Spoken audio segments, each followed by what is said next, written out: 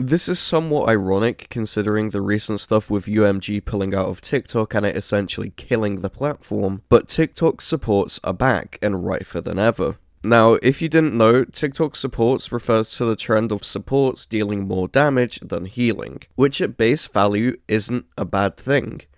More damage equals more kills equals a higher chance to win. In this video, I'm going to talk about the history of TikTok supports and the pros and cons of having a TikTok support on your team, because you need to understand why people hate on them and why you should appreciate them from time to time, because they can actually add some value to team fights. But first, I'm going to ask you to subscribe and leave a like on this video, as I want to continue making Overwatch 2 related content that's not only entertaining, but educational too. Let's go all the way back to 2022 for a moment. Overwatch 2 officially released to mixed reviews.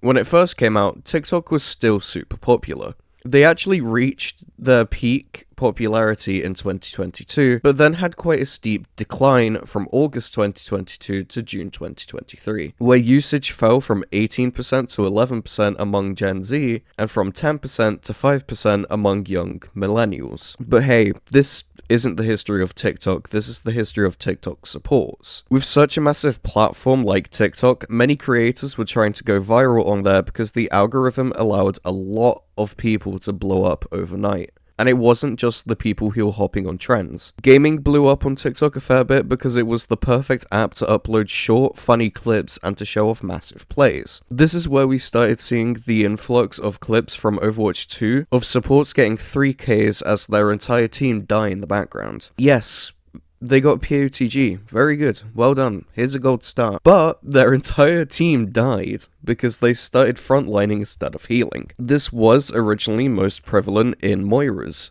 but then there was also the Katrina trend where we saw an uprising of battle mercies. Now, is this a bad thing? Should supports only focus healing and never deal damage? Obviously not. No, that's kind of stupid. Like I said before, more damage equals more kills equals a higher chance of winning.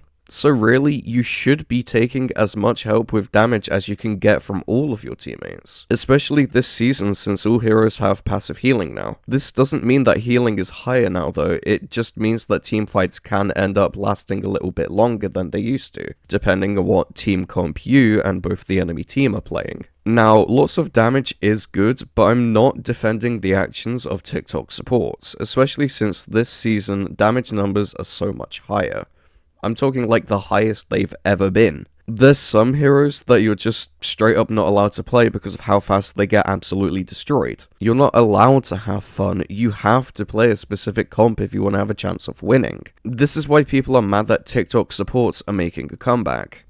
Damage is already very high, and whilst yes, it is very nice having the extra damage, healing is going to be a hell of a lot more beneficial because it means that your teammates are staying alive long enough to deal more damage. This doesn't mean you should heal bot, but you should definitely heal them enough to keep them stabilized and in the fight for long enough to find value. But that just about does it for this video. I felt like this was a good video to make since we're seeing a new rise of TikTok supports for honestly no specific reason at all. Supports are just generally dealing more damage than they used to, and it's not because they've been buffed. They just don't want to heal for whatever reason. I get it's much more fun to shoot stuff rather than heal, but there's a role specifically made for and centering around shooting stuff. That's not me saying don't do damage as a support, in fact, I actually encourage it. Just make sure you heal as and when you need to, because then you won't get called a slur and your teammates will love you. Anyways, thanks for watching.